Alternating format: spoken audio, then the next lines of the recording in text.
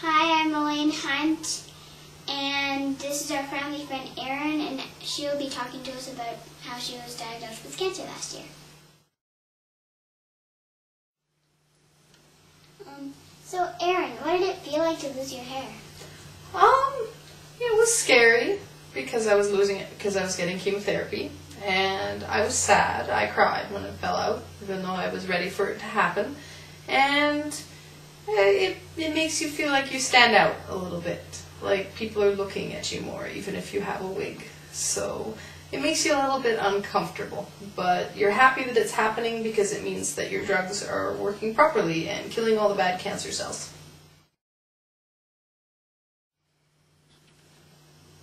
Did it feel different to have cancer?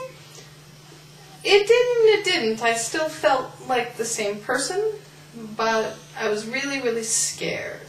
And it felt different because a lot of people talk to me about cancer and not about a lot of other stuff. And you also have lots of doctor's appointments, and you feel sick a lot of the time because of the chemotherapy. So you feel different that way. But in here you still feel like the same person, for sure.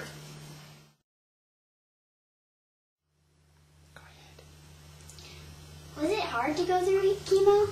It was really, really hard, yeah. Chemo is very, very good because, like I said, it kills all the bad cancer cells and helps make you well again, but it makes you really tired, it can make you throw up, it makes all your hair fall out. It is very hard on your body, and I have a little daughter who was only 4 when I had my chemo, so it was really hard to be a good mom and do all the stuff I needed to do for her while I was having chemo, but I was lucky. I had lots of family to help me, and that makes a really big difference.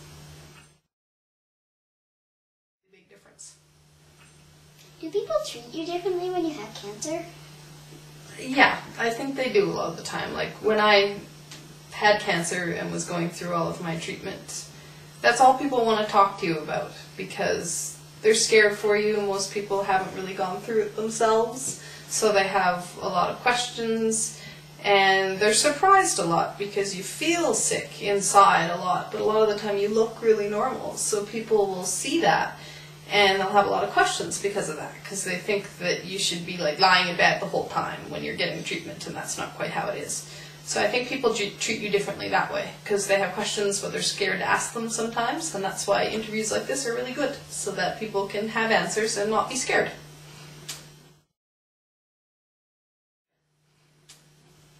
Could you tell me a little bit about when you were diagnosed with cancer? Sure.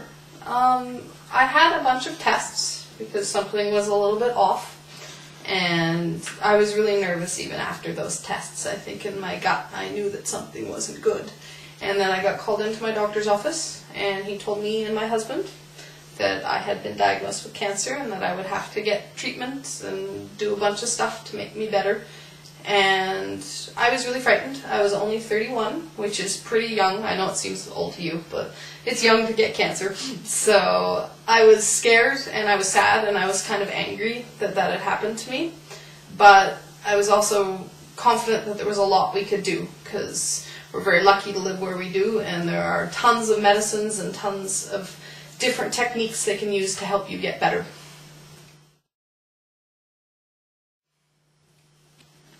Did you have a wig? Yes, I did. I looked a lot in town after I lost my hair, and in town wigs were very, very expensive. Even a regular wig would be $500 or $600, and then a wig that was made with human hair, like the wig you're going to help make, would be $1,800, sometimes even $2,000. And so I ended up ordering my wigs off the internet because they were a little bit cheaper. And I just got synthetic wigs. I didn't get really nice human hair wigs just because they cost too much. But I was happy with my wigs. I picked hair that was a lot different than my normal hair just to have some fun while I could. And they made me feel a lot better and a lot more confident, like people weren't staring at me when I was out places. What do you think about the Save Your Lid for a Kid program? I think it's really impressive and really cool. I know how nervous and uncomfortable I was without hair, and I think it'd be way, way worse if you're, 7 or 8, 9, 10, that age, and you don't have hair. And I think it's also really brave for kids like you to shave all your hair off and be willing to give it to somebody else to help. I think it's one of the best things you can do, to share something of yourself and give it to somebody else who really needs it. So I think it's an awesome program.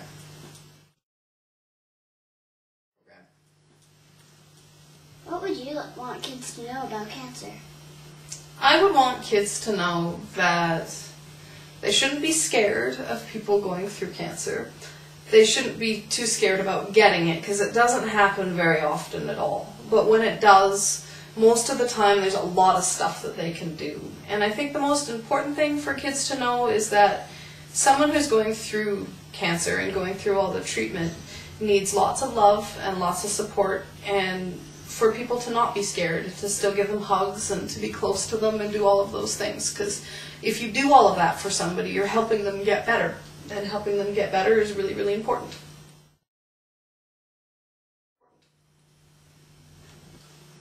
I'd like to thank Erin, who came in and talked about when she had cancer.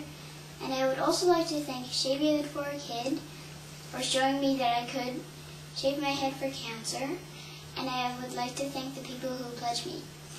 Everyone here is showing that one person can make a difference.